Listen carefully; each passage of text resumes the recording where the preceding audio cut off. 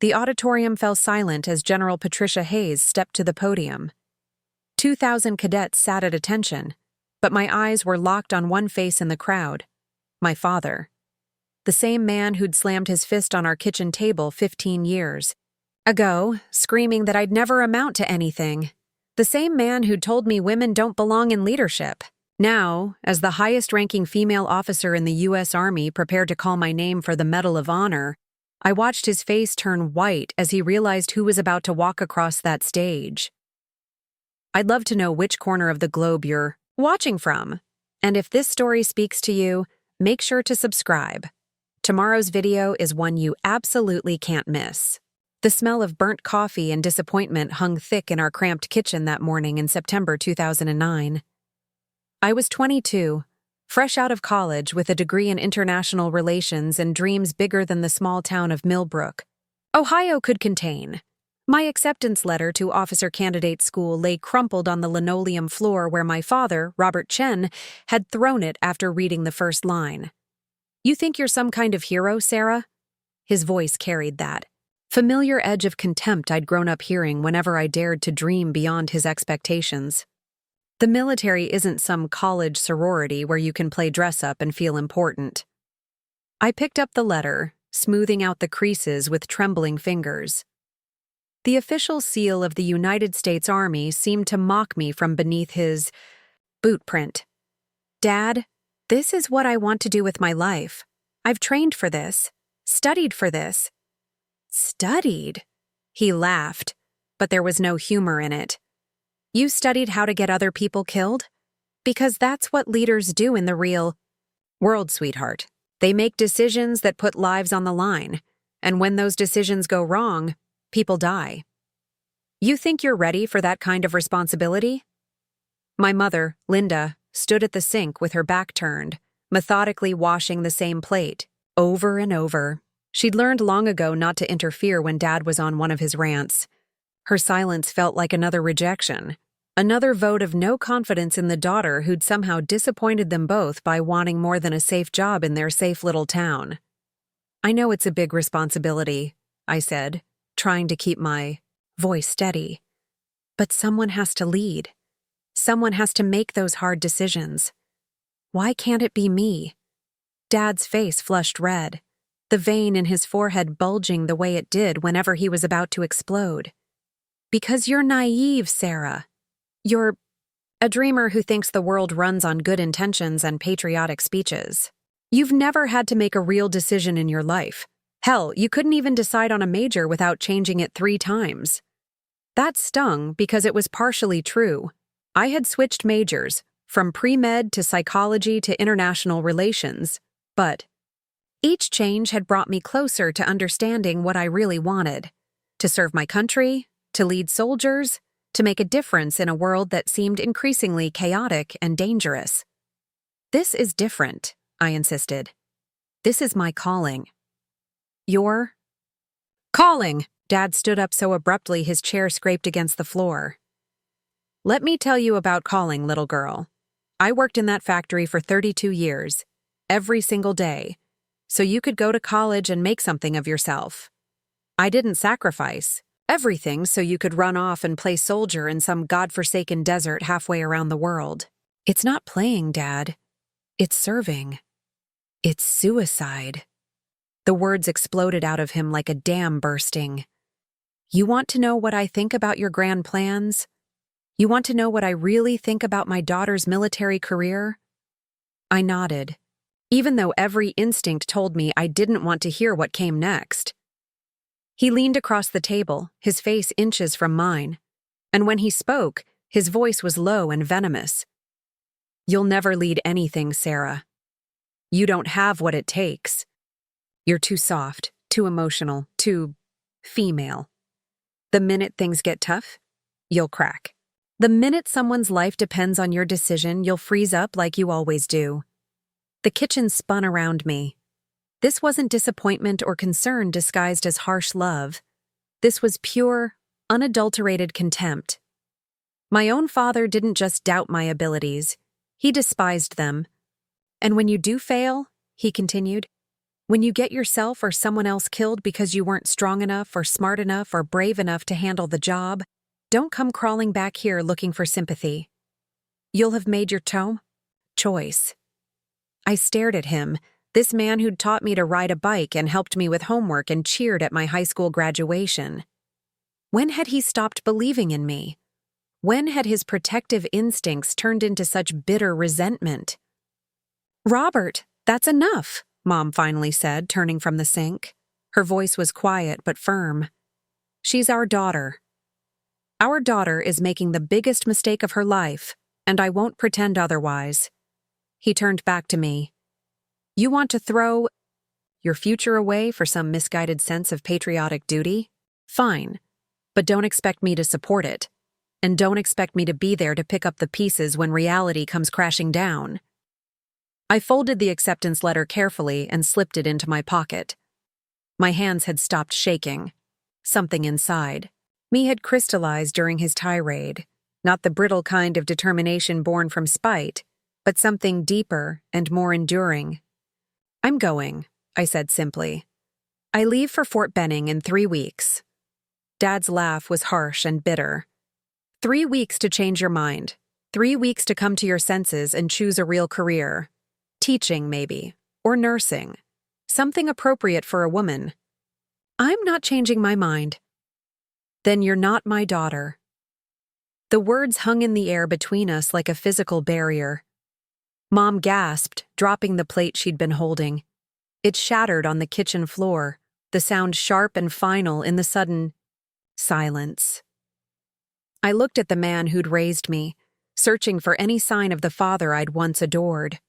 But his eyes were cold and distant, already writing me off as a lost cause. The disappointment I felt wasn't just about his lack of faith in my abilities. It was about discovering that the person I'd spent my whole life trying to please was someone I barely recognized. "I guess we'll see about that," I said, and walked. Out of the kitchen, out of the house, and out of the only life I'd ever known. 3 weeks later, I stood in formation at Fort Benning with 47 other candidates, ready to begin the most challenging 4 months of my life. My parents hadn't come to see me off. There were no tearful goodbyes or last-minute reconciliations. Just an empty house and a silence that spoke louder than any words could have. But as I raised my right hand and took the oath that would transform me from Sarah Chen, small-town dreamer, into Officer Candidate Chen, future leader of soldiers, I felt something I'd never experienced in that kitchen back home. Certainty. Not about the path ahead. That would be filled with challenges I couldn't even imagine yet. But certainty about who I was becoming, and who I refused to let my father's doubts convince me I could never be. The drill sergeant's voice cut through the Georgia morning like a blade. "Ladies and gentlemen, welcome to the United States Army. For the next 16 weeks, we will break you down and build you back up. Some of you will quit. Some of you will fail. But those of you who make it through will earn the right to lead America's sons and daughters in combat." I thought about Dad's words. "You'll never lead anything." And for the first time in weeks, I smiled. The first time I truly understood what my father meant about cracking under pressure. I was lying face down in Georgia mud at 04:30 hours, with Drill Sergeant Martinez screaming in my ear about my failure to properly execute a tactical movement that had gotten my entire squad killed in a training exercise. "Chen, your hesitation just cost 8 lives. 8 mothers who will never see their sons again because you couldn't make a decision fast enough." Her voice cut through the pre-dawn darkness like a chainsaw. "Tell me, candidate, how does it feel to be responsible for that?" The weight of my gear pressed into my back as I held the push-up position, sweat mixing with mud and stinging my eyes. Around me, my squad mates maintained their own punishment positions. Planks, bear crawls, flutter kicks, all because of my moment of indecision during the night navigation exercise. "No excuse, Drill Sergeant," I managed between gasps. "That's right, there is no excuse. There's only results. And your result was failure." Week 6 of Officer Candidate School had broken stronger people than me. I'd watched 3 candidates quit, Just that morning, their gear packed and their dreams abandoned. The washout rate was brutal. Nearly 40% wouldn't make it to graduation.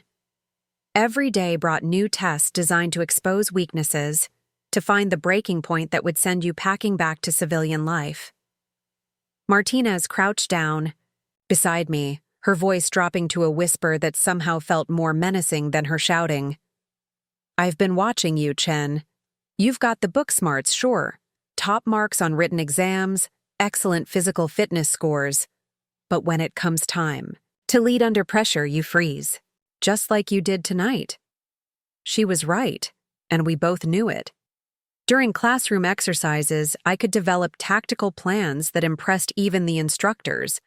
I could recite leadership principles and military law with perfect accuracy. But the moment real pressure hit, the moment other people's safety depended on my split-second decisions, something inside me seized up.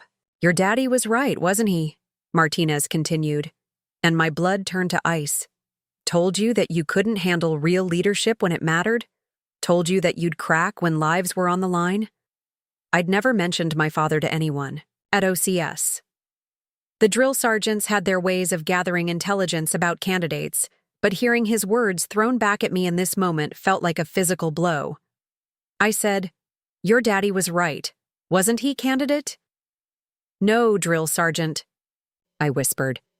A lot of love and effort went into bringing this story to life. If you're enjoying it, we'd be so grateful if you'd subscribe to our channel. Now back to where we left off. "I can't hear you. No, drill sergeant." This time I shouted it, putting every ounce of defiance I could muster into those 3 words. "Then prove it. Up. All of you, up." We scrambled to our feet, mud-caked and exhausted. Martinez led us to a new training area I'd never seen before. A mock urban environment, with concrete buildings and narrow alleys designed to simulate combat in a city environment. "Chen, you're in command.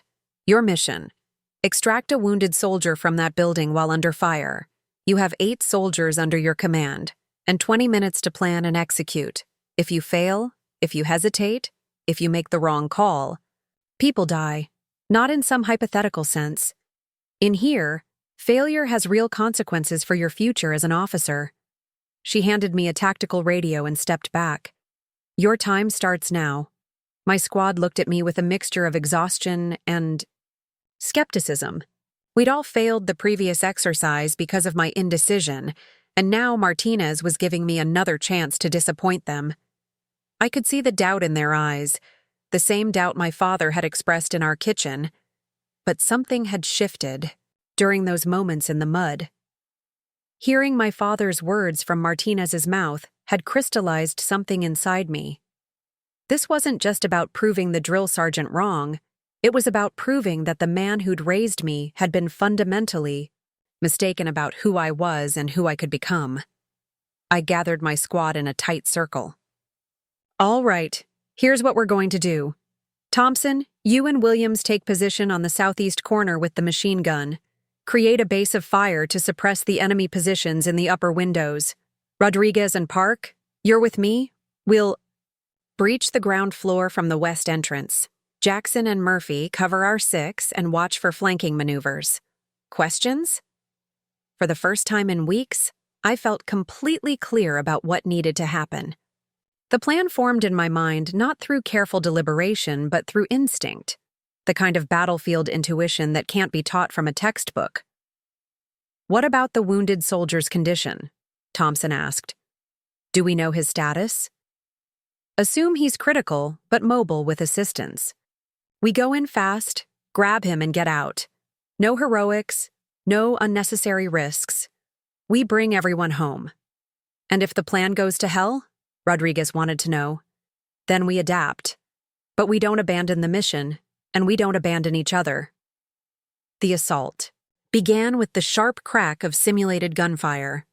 Thompson and Williams laid down covering fire exactly as planned, forcing the opposing force to keep their heads down while we moved.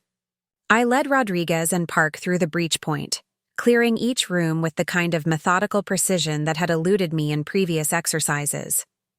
Everything slowed down. The chaos of combat, the shouts of my teammates, the adrenaline coursing. Through my system, it all became background noise as I focused on the task at hand. When we found the wounded soldier, a training dummy waited to simulate a real person, I didn't hesitate. "Rodriguez, grab his legs. Park, cover the doorway. We're moving in 30 seconds. The extraction went flawlessly. We bounded from cover to cover, supporting each other's movements, communicating clearly over the radio. When an unexpected enemy position opened fire from a building we hadn't accounted for, I adjusted our route instantly, calling in Jackson and Murphy to neutralize the threat while we completed the mission. 18 minutes after it began, we were back at the starting position with our objective complete and every squad member accounted for. Martinez walked over slowly, her expression unreadable. "Time?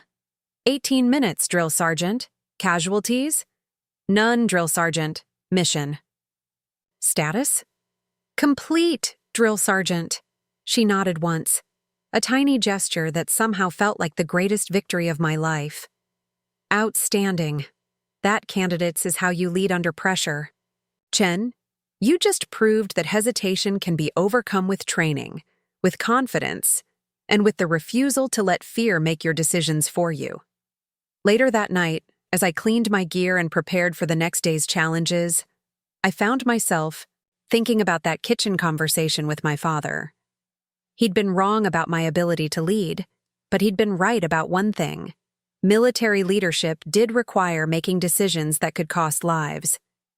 The weight of that responsibility was real and terrifying, but what he'd failed to understand was that recognizing that weight, respecting it, and choosing to bear it anyway wasn't a sign of weakness.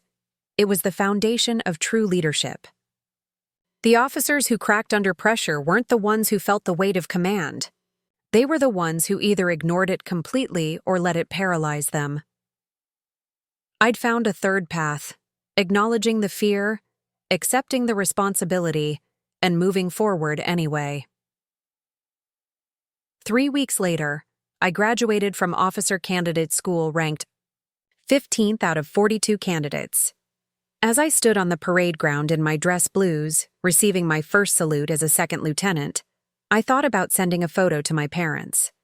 But the silence from home had been complete since the day I left.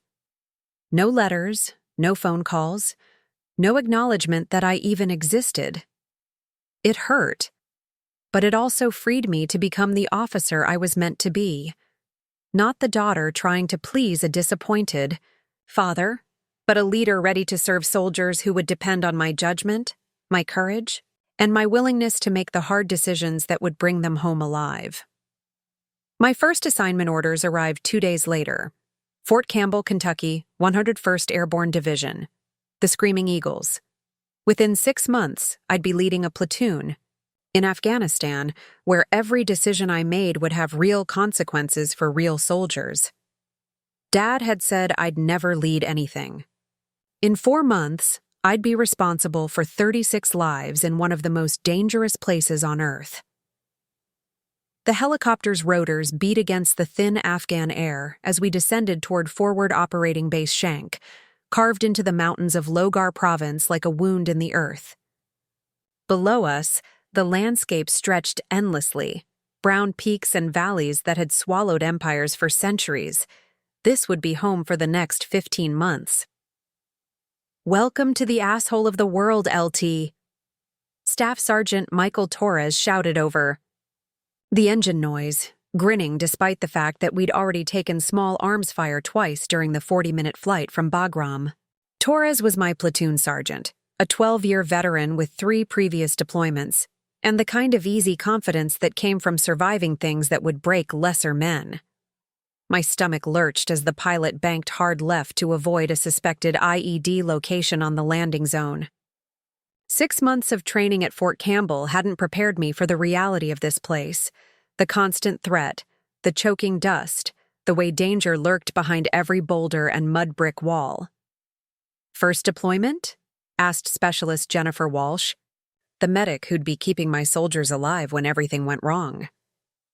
She was barely 21, but carried herself like someone who'd seen too much too young. That obvious, I replied, checking my rifle for the 100th time. You'll do fine, ma'am. Just remember, we got your back and you got ours. The landing was rough, throwing us against our restraints as the pilot fought crosswinds that seemed determined to dash us against the mountainside. As we unloaded our gear and sprinted toward the concrete barriers that marked the FOB's perimeter, I caught my first glimpse of the soldiers I'd be leading into combat. 1st Platoon, Bravo Company, 2nd Battalion, 502nd Infantry Regiment, 36 men and women from places like Detroit, rural Alabama, East LA, and small towns across America that most people couldn't find on a map. They ranged in age from 19 to 34, with backgrounds as diverse as their hometowns. What united them was their willingness to put their lives on the line for each other, and for a mission most Americans had stopped thinking about years ago. "Listen up," Torres called out once we'd reached the platoon's assigned hooch, a collection of concrete barriers and sandbags that would serve as our home base. "This is Lieutenant Chen, your new platoon leader. She's straight out of Campbell, so she doesn't know jack about this place yet. But she graduated top of her class at OCS, and the division wouldn't have sent her here if they didn't think she could handle the job." I studied their faces, looking for signs of doubt or resentment. Leading soldiers who'd been in country longer than me, who'd seen combat while I was still learning map reading at Fort Campbell, felt like walking a tightrope. One mistake, one sign of weakness or incompetence, and I'd lose their trust forever. "I know some of you have been here longer than me," I began, keeping my voice steady. "I know you've learned things about this place that no training can teach. I'm not here to pretend I know better than you do about staying alive in Afghanistan. What I am here to do is make sure we complete our missions and bring everyone home. I need your experience, your knowledge, and your trust. And you have my word that I'll earn that trust through my actions, not my rank." Corporal James Mitchell, a wiry kid from Tennessee with eyes older than his 23 years, spoke up. "What's our first mission, LT? Intelligence gathering in Azra District. There's been increased Taliban activity in the area, and Battalion needs eyes on suspected weapons caches and supply routes. We'll be working closely with Afghan National Army units and conducting joint patrols to establish a presence." "Joy," muttered Private Danny Kowalski, earning a sharp look from Torres. "You got something to add, Kowalski?" I asked. "No, ma'am. Just looking forward to making friends with the locals." The sarcasm was thick, but I let it slide. These soldiers had every right to be skeptical of another green lieutenant who'd arrived with textbook knowledge and no practical experience. I'd have to prove myself the same way I had at OCS, through actions, not words. Our first patrol came 3 days later. The mission briefing was straightforward. Conduct a presence patrol through the village of Khalat, meet with the local elder, and assess recent reports of Taliban intimidation. Simple enough on paper. In reality, nothing about Afghanistan was ever simple. "Remember, weapons condition 3 unless I say otherwise," I reminded the squad as we prepared to leave the wire. "We're here to build relationships, not start firefights. But stay alert. Intel suggests possible IED placement along Route Copper, so we'll take the alternate path through the Wadi." Torres nodded approvingly. "Good call, LT. That route's been quiet for the past week." The patrol began smoothly. We moved through the rocky terrain in a tactical column, each soldier maintaining proper spacing and fields of fire. The Afghan soldiers assigned to our unit seemed competent and motivated. Their leader, Captain Hamid Karim, proving to be both professional and genuinely committed to securing his country. But 20 minutes into the patrol, everything changed. The explosion came from nowhere, a massive blast that lifted Private Martinez clear off his feet and sent him tumbling down a 15-foot embankment.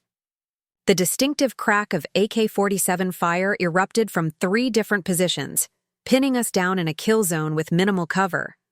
"Contact front! Contact front!" Torres screamed into his radio while laying down suppressing fire with his M4. "IED strike! 1 casualty down the embankment." This was it. The moment my father had predicted, when my leadership would be tested by real consequences. Lives hung in the balance, and every decision I made in the next few minutes would determine whether my soldiers went home alive or in body. Bags! Walsh, get to Martinez! I shouted over the gunfire. Richardson, Murphy, lay down base of fire on that ridgeline. Torres, take Alpha Team left and flank that machine gun position. The training kicked in automatically. All those exercises at OCS, all those hours of tactical planning and decision-making under pressure, crystallized into pure instinct. I bounded from cover to cover, directing my soldiers' movements while coordinating with Captain Kareem's Afghan. "Troops, Lieutenant!" Walsh's voice crackled over the radio. "Martinez is alive but unconscious. Possible traumatic brain injury from the blast. I need to get him to a medevac point now." "Copy. Richardson, pop smoke. We're displacing to LZ Alpha." The firefight lasted 18 minutes. When the dust settled, we'd neutralized 3 enemy positions, captured 1 Taliban fighter, and successfully extracted Martinez without losing anyone else. But as I watched the medevac helicopter disappear into the distance with my wounded soldier, I felt the full weight of command responsibility settling on my shoulders. That night, I called Martinez's wife from the FOB's communications center. Lisa Martinez was 24 years old, with twin 2-year-old daughters. Her husband was stable, but would be spending months in recovery at Walter Reed Medical Center. The conversation lasted 20 minutes, and every word felt like a knife in my chest. "Mrs. Martinez, I want you to know that your husband conducted himself with honor and courage. The entire platoon is proud of him, and we're all praying for his recovery. Thank you, Lieutenant. Just bring the rest of them home, okay?" After hanging up, I sat alone in the darkness outside the communications bunker, staring at the star-filled Afghan sky. This was what my father had tried to warn me about: the crushing weight of being responsible for other people's lives, the knowledge that your decisions could shatter families and destroy futures. But as I thought about the day's events, I realized something else. My soldiers had performed magnificently under fire. They'd trusted my judgment, followed my orders without hesitation, and executed a complex tactical operation flawlessly. When the moment came to lead under ultimate pressure, I hadn't frozen. I'd done exactly what they needed me to do. 3 weeks later, a package arrived from home. No return address, but I recognized the handwriting on the shipping label. Inside was a newspaper clipping from the Millbrook Gazette with a small headline: "Local soldier wounded in Afghanistan." The article mentioned that I'd led the successful rescue operation, though it got most of the details wrong. There was no note from my parents, no acknowledgement that they'd been following my service or that they were proud of my actions. Just the clipping, as if they wanted me to know they were aware of what I was doing, but couldn't bring themselves to say it directly. I folded the article carefully and placed it in my personal kit, next to the photo of my platoon taken on our first day at Fob Shank. Martinez was in that photo, grinning widely with his arm around Kowalski. Now he was fighting to recover from traumatic brain injury while the rest of us continued the mission. The war was far from over, and I was already learning that leadership in combat wasn't about proving your father wrong or right. It was about making decisions that kept your people alive long enough to see home again. The radio crackled to life at 0347 hours on March 15th, jolting me from the restless sleep that had become normal after 8 months in country. Captain Bradley's voice cut through the static with the kind of urgency that made your blood run cold. "Avalanche 6, this is Titan, Maine. We have a situation developing in Grid Square 42S MD 157394. Convoy ambush in progress, multiple casualties, requesting immediate QRF support." "How copy?" I was already pulling on my gear before he finished speaking. Quick reaction force missions were the most dangerous assignments we could draw, rushing into an active firefight to save soldiers who were already trapped and bleeding. But that's exactly why we were here. "Titan, Maine, Avalanche 6 copies all. We'll be wheels up in 15 minutes. Torres appeared in the doorway of my quarters, fully dressed and ready for action, despite being woken from a dead sleep. After 8 months of working together, we'd developed the kind of partnership that made words unnecessary. He knew what I was thinking before I said it. "How many?" he asked, strapping on his body armor. Charlie Company convoy hit an IED complex about 12 clicks northwest of here. At least 4 vehicles disabled. Unknown number of casualties. They're taking heavy fire from multiple positions and can't break contact. Shit, that's right in the heart of Taliban territory. Within 10 minutes, both Chinook helicopters were loaded with 36 soldiers from 1st Platoon and a 4-man medical team. The flight to the ambush site took 18 minutes, during which I studied satellite imagery and coordinated with the embattled convoy commander, 1st Lieutenant Marcus Webb. "Avalanche 6, this is Cherokee 3-7. Webb's voice was strained, punctuated by the unmistakable sound of incoming rounds. "We've got wounded trapped in 2 vehicles. Taliban forces have us pinned down from elevated positions to the north and east. We need immediate suppression of those firing positions." Cherokee 3-7, Avalanche 6. "We're 3 minutes out. Can you mark the enemy positions with smoke?" "Negative. We're taking too much fire to expose ourselves for target marking." I studied the terrain below as our helicopters approached the kill zone. The convoy had been hit in the worst possible location, a narrow valley with steep ridgelines on both sides, providing perfect cover for attackers while trapping the vehicles in an exposed position. This wasn't a random ambush. It was a carefully planned trap designed to maximize casualties. "All right, listen up." I addressed my soldiers over the helicopter's intercom system. "We're going into a hot LZ with friendlies already in contact. Alpha Team, you're with me. We'll establish a fire base on the southern ridge and provide covering fire. Bravo Team, Torres will lead you to the trapped vehicles for casualty evacuation. Charlie Team, secure the LZ and be ready for emergency medevac." The helicopter touched down in a swirl of dust and debris, immediately taking small arms fire from concealed positions. As my soldiers bounded off the ramp and toward their assigned objectives, I felt the familiar clarity that came with combat, the narrowing of focus that filtered out everything except what mattered for survival. "Contact left! Contact left!" Specialist Rodriguez called out as muzzle flashes erupted from a cluster of rocks about 200 meters upslope. The distinctive crack of AK-47 rounds snapped overhead, forcing us to dive for whatever cover we could find. "Alpha Team, suppress that position.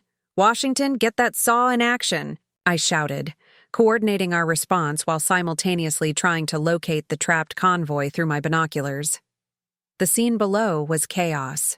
2 Humvees had been completely destroyed by the initial IED blast, their twisted metal frames still burning.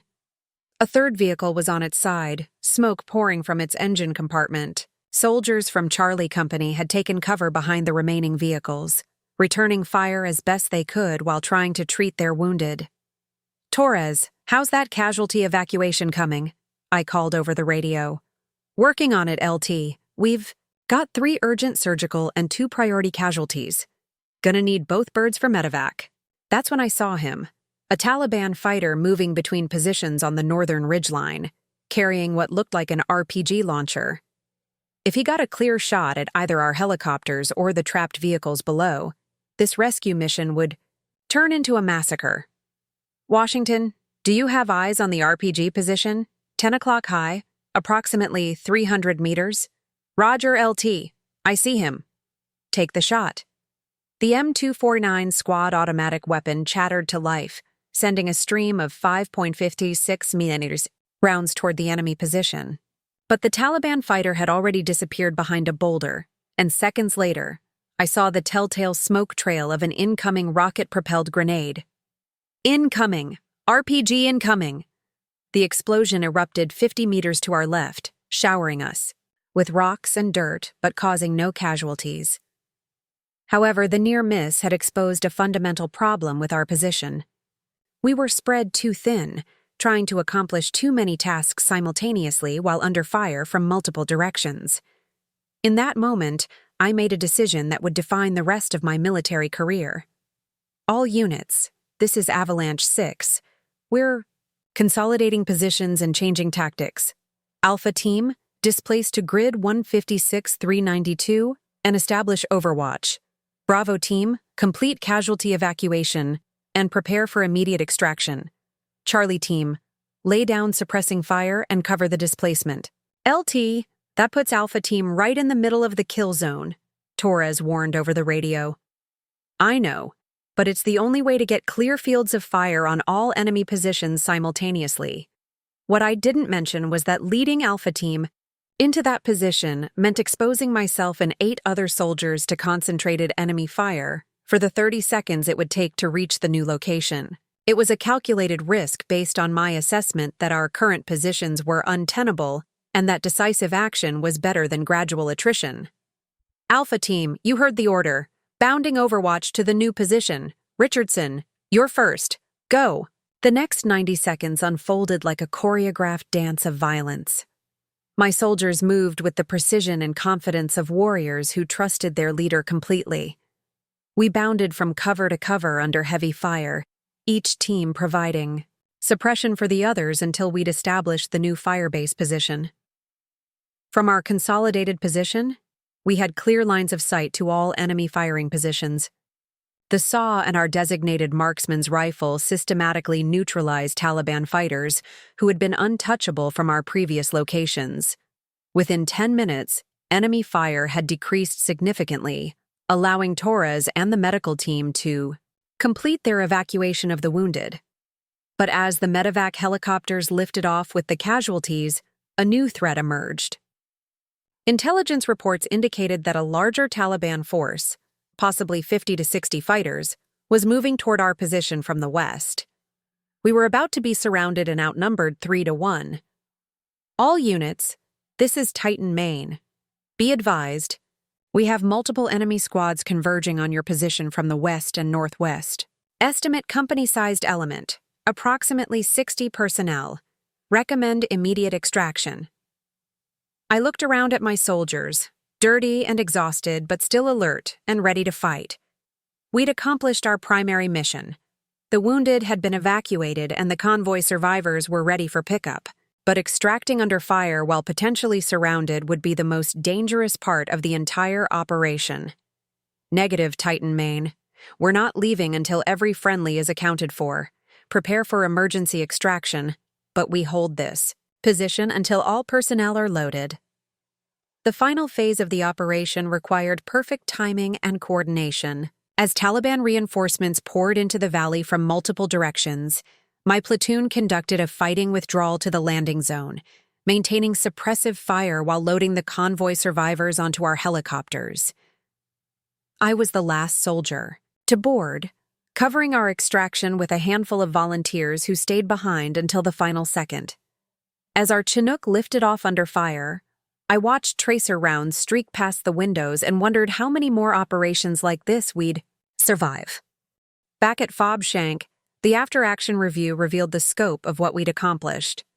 In 4 hours of continuous combat, 1st Platoon had successfully evacuated 11 wounded soldiers, neutralized an estimated 25 enemy fighters, and disrupted a major Taliban operation, all without losing a single American life. Captain Bradley pulled me aside after the briefing. Outstanding work out there, Chen. I'm recommending you and your platoon for unit citations. That was some of the finest small unit leadership I've seen in 3 deployments. That night, I found myself thinking about my father again. Not about his doubts or his harsh words, but about something he'd said that I'd never fully understood. Until now. He'd talked about the weight of decisions that put lives on the line, and how that weight could crush you if you weren't strong enough to bear it. He'd been right about the weight. Every decision I made in combat carried the potential for tragedy, for families destroyed and futures cut short. But what he'd missed was that accepting that weight, embracing it as the price of leadership, was what separated true leaders from those who broke under pressure. I wasn't leading soldiers despite the terrible responsibility. I was leading them because of it. Because someone had to make the hard choices, and I'd proven to myself and to them that I was willing and able to do exactly that. 3 weeks later, Division Headquarters requested detailed reports on our recent operations. Word was spreading through the command structure about 1st Platoon's performance, and higher-ranking officers were taking notice of our success rate and low casualty numbers. I had no way of knowing that those reports would eventually reach the Pentagon, or that they would become the foundation for a medal recommendation that would change my life forever. The intelligence briefing on September 8th should have been routine. High-value target compound in the Tangi Valley, suspected weapons cache, standard search and destroy mission. What brigade intelligence didn't know was that we were walking into the largest Taliban ambush in the province's history. Listen up. People, Colonel Anderson addressed the combined task force assembled in the operations center. This is Operation Sledgehammer. We have actionable intelligence on a major weapons stockpile being moved through Compound Zulu tomorrow morning. 1st Platoon will lead the assault, with Rangers providing overwatch and close air support on standby. I studied the aerial photographs of our target, a fortified compound surrounded by high mud brick walls, with multiple buildings and what appeared to be underground tunnels. Something about the intelligence felt too convenient, too clean. In my 11 months of combat experience, the Taliban had never been this predictable. "Sir, have we confirmed recent activity at this location?" I asked during the question period. Affirmative. Drone surveillance shows increased personnel movement and vehicle traffic consistent with weapons transfer operations. This is a legitimate high-priority target, Lieutenant. But as we loaded onto the helicopters at Aero 4:30 hours the next morning, my instincts continued screaming that something was wrong. The compound was too isolated, too obvious, too perfectly positioned to draw in a large American force. It felt like bait. "You nervous, LT?" Torres asked as our Black Hawk approached the landing zone. After nearly a year of working together, he could read my moods better than I could myself. "Something doesn't smell right about this one," I admitted. "Intelligence is too clean. Target is too convenient.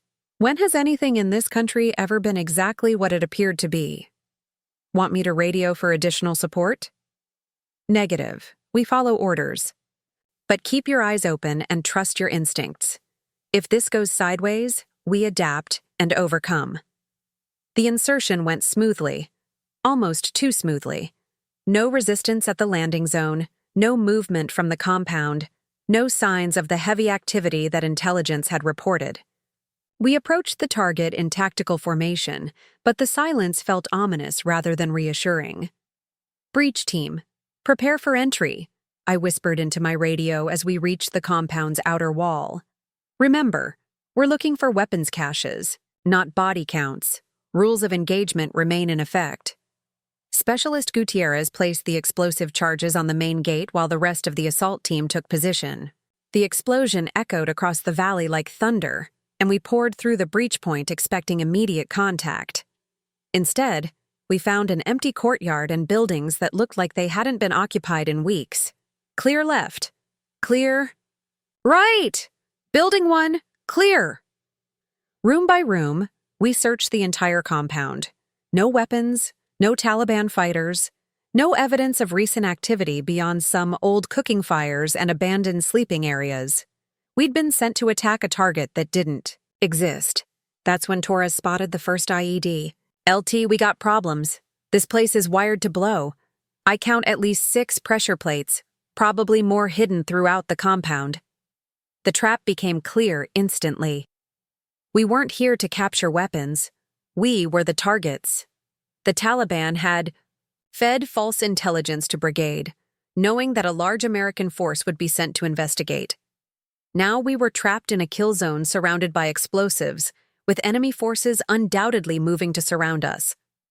"All units, this is Avalanche. 6. Compound is empty but heavily booby-trapped. Begin immediate exfiltration to LZ Alpha." But as we started moving toward the extraction point, the sound of diesel engines filled the air. Through my binoculars, I could see trucks and motorcycles converging on our position from 3 different directions.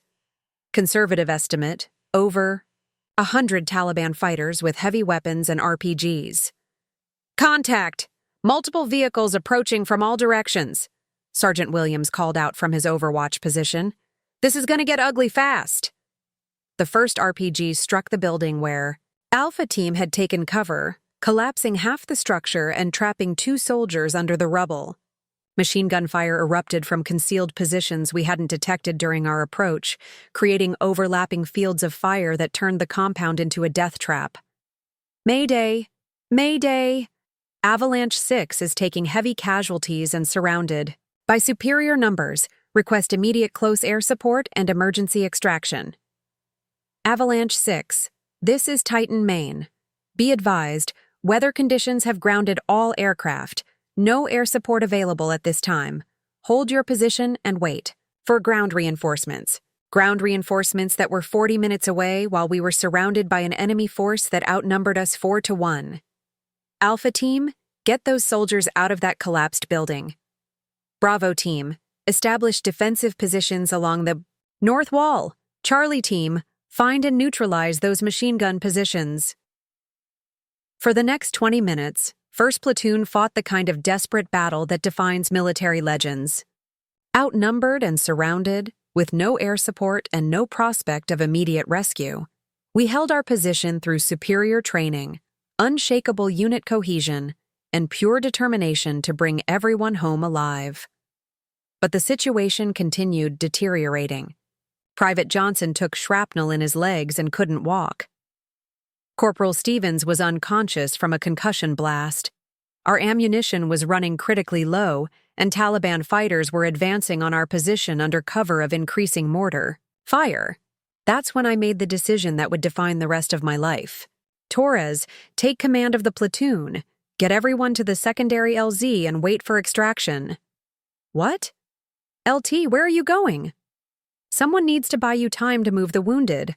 I'm going to take out those mortar positions. That's suicide. You can't assault 3 hardened positions by yourself. I'm not planning to assault them.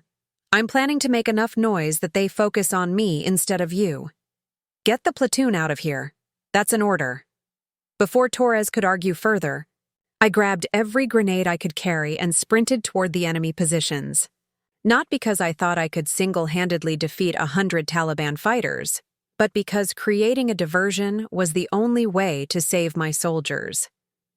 The next 30 minutes became a blur of controlled violence and calculated risk-taking that pushed human endurance to its absolute limits. Moving from cover to cover, I systematically attacked each mortar position using stealth, explosives, and the element of surprise that came from doing something no rational person would attempt.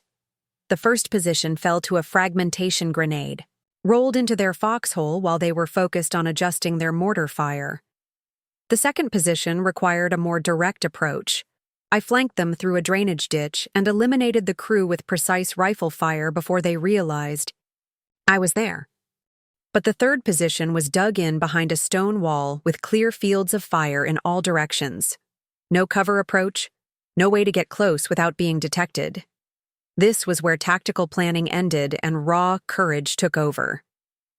I made myself the most obvious target possible, drawing fire from the entire Taliban force while my platoon moved toward the extraction point.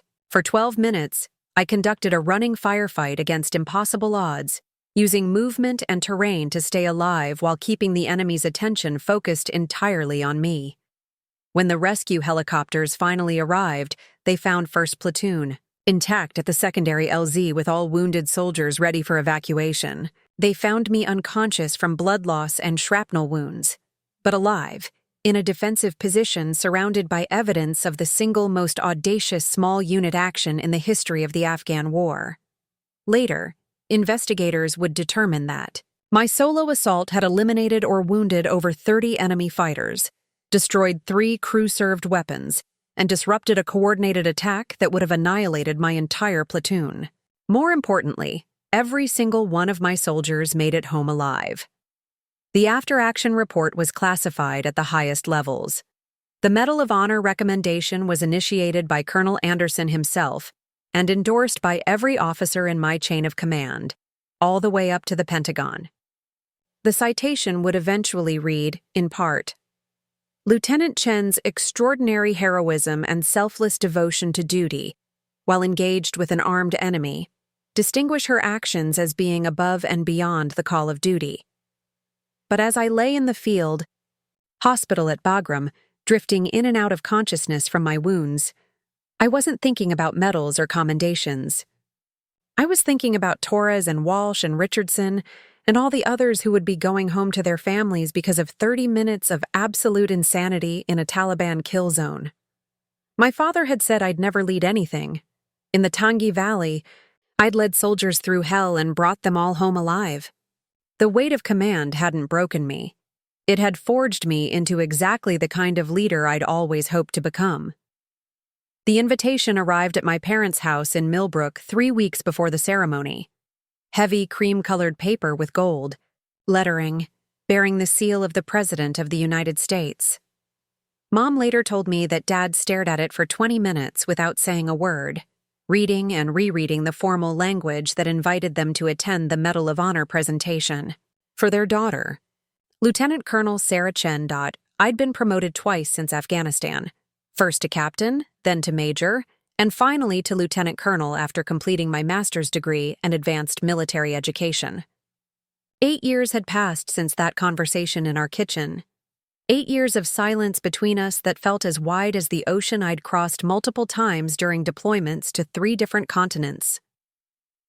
The ceremony was scheduled for 1100 hours, at Fort Myer, in the historic Post Theater where America honors its most distinguished warriors. I'd been through 3 months of preparation, interviews with Pentagon historians, meetings with protocol officers, fittings for my dress blue uniform that would need to accommodate the Medal of Honor itself. But nothing had prepared me for the moment I walked into the theater and saw my parents sitting in the 3rd row. Dad looked older, grayer around the temples, wearing the same navy blue suit he'd worn to my high school graduation. Mom sat beside him in a dress I didn't recognize, clutching a program with my photograph on the cover. They both looked uncomfortable, out of place among the generals and politicians and military families who filled the ornate theater. Our eyes met across the room, and for a moment, I was 22 years old again, standing in that kitchen with an acceptance letter in my hands and dreams that felt impossibly large. But I wasn't that uncertain young woman anymore. The uniform I wore bore the insignia of a lieutenant colonel. The ribbons on my chest told the story of a career spent in the world's most dangerous places, and in 20 minutes, the President of the United States would place the nation's highest military honor around my neck. Ladies and gentlemen, please rise for the President of the United States. The theater erupted in applause as President Harrison entered, followed by General Hayes, now the Army Chief of Staff, and the other senior officials who would participate in the ceremony. I stood at attention, focused on maintaining military bearing despite the surreal nature of the moment. We gather today, President Harrison began, to honor extraordinary courage in the face of overwhelming odds. The Medal of Honor represents the highest form of recognition our nation can bestow, reserved for those who demonstrate gallantry and intrepidity at the risk of life, above and beyond the call of duty. As he spoke, I found myself scanning the audience of distinguished guests, fellow officers and family members. Torres was there, now a sergeant major, grinning broadly from the front row. Walsh sat beside him, having completed medical school and now serving as a flight surgeon. Richardson, Murphy, and a dozen other soldiers from 1st Platoon had traveled from around the country to attend. But my attention kept returning to my parents. Dad sat rigidly upright, his face expressionless, while Mom wiped away tears she was trying unsuccessfully to hide. The citation reads, General Hayes announced, stepping to the podium, for conspicuous gallantry and intrepidity at the risk of her life above and beyond the call of duty while serving as platoon leader, 1st Platoon, Bravo Company, 2nd Battalion, 502nd Infantry Regiment, 101st Airborne Division, during combat operations in the Tangi Valley, Afghanistan.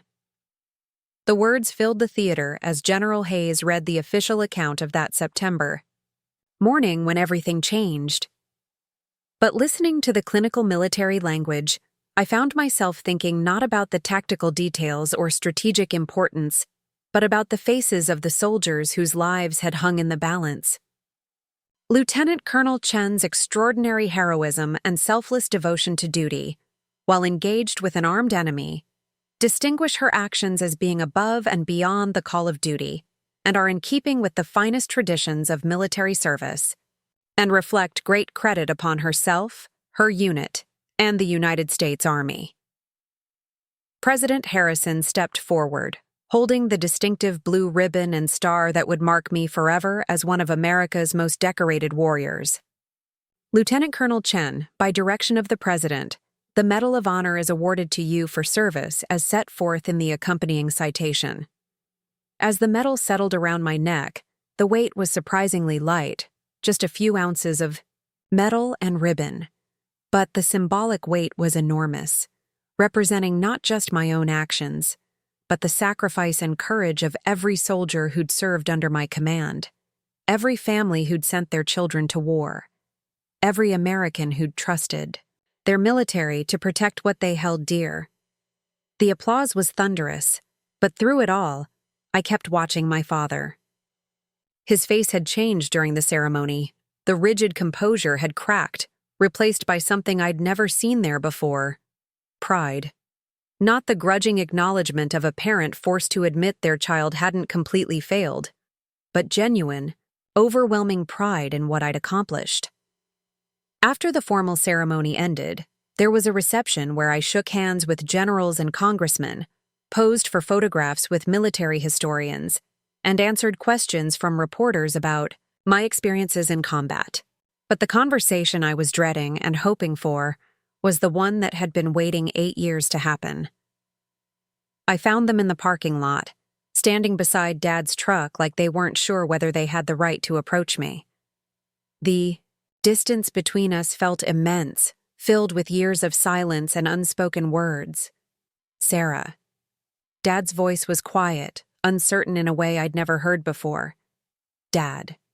Mom. Thank you for coming. Mom stepped forward first, tears streaming down her cheeks. We're so proud of you, sweetheart, so incredibly proud. But it was Dad I needed to hear from. The man who'd told me I'd never lead anything, that I'd crack under pressure, that I wasn't strong enough or brave enough for the responsibilities I was claiming. I was wrong, he said simply. About everything. About you, about what you could do, about who you could become. I was wrong, and I'm sorry. The words I'd imagined hearing for 8 years sounded different than I'd expected. Smaller, more human. Not the dramatic vindication I'd sometimes fantasized about, but something more valuable. A father finally seeing his daughter for who she really was. I read every news article, he continued. Every mention of your deployments, your promotions, your soldiers. Your mother saved them all in a scrapbook. We followed your career even though we weren't part of it. And I realized something. You didn't become a great leader despite my doubts. You became one because you were strong enough to overcome them. Dad, Let me finish. Please. He took a deep breath. That day in the kitchen, I thought I was protecting you. I thought I was saving you from failure and disappointment and all the things that could go wrong. But what I was really doing was projecting my own fears onto you. I was afraid of risk, afraid of failure, afraid of the kind of challenges that forge people into something greater than they thought they could. See? He gestured toward the medal hanging from my neck. You took those risks. You faced those challenges. You became exactly who you were meant to be, and you did it without any help from me. But I'd like to be part of your life again, if you'll let me. Not as the father who doubted you, but as the father who's learned to admire the woman you've become. Standing in that parking lot, surrounded by the oak trees of Fort Myer and the history of American military service, I felt something I hadn't experienced since that morning I'd left for officer candidate school. The possibility of forgiveness, of moving forward, of healing wounds that had seemed too deep to repair. I'd like that too, Dad. The embrace that followed was awkward at first. 8 years of distance can't be erased in a moment. But it was genuine, filled with the kind of emotion that both of us had spent too long suppressing. Later, at the dinner celebrating my award, I sat between my parents and watched Dad tell stories about my childhood to Torres and Walsh and the other soldiers who'd become my extended family. He talked about my determination, my refusal to quit even when things seemed impossible, my stubborn insistence on doing what I believed was right regardless of what others thought. I should have seen it then, he admitted to Torres. All the qualities that made her a great officer were already there. I just didn't recognize them because I was too busy worrying about what could go wrong instead of believing in what could go right. As the evening wound down, I found myself reflecting on the journey that had brought us to this moment. The Medal of Honor hanging around my neck wasn't just recognition for 30 minutes of combat action in Afghanistan. It was validation of every choice I'd made, every risk I'd taken, every moment when I'd chosen to lead instead of following someone else's vision of who I should be. My father had been wrong about my ability to lead, but in a strange way, his doubts had helped forge the leader I'd become. By refusing to believe in his limitations, by choosing to prove them wrong through action rather than argument, I'd discovered capabilities I might never have known I possessed. The medal was an honor I'd wear with pride for the rest of my life. But the reconciliation with my father, the healing of wounds that had shaped both of us for too long, felt like an even greater victory. Some battles are fought with weapons and tactics. Others are fought with time and persistence, and the refusal to let other people's fears define your future. On that September day in the Tangi Valley, I'd won one kind of battle. In a parking lot at Fort Myer, surrounded by family and the soldiers I'd been privileged to lead, I'd finally won the other. Looking for more? We've got 2 amazing stories ready for you right on screen. If this one touched you, these are absolutely worth your time. Click to watch them now, and hey, subscribe and hit that bell to never miss our latest uploads.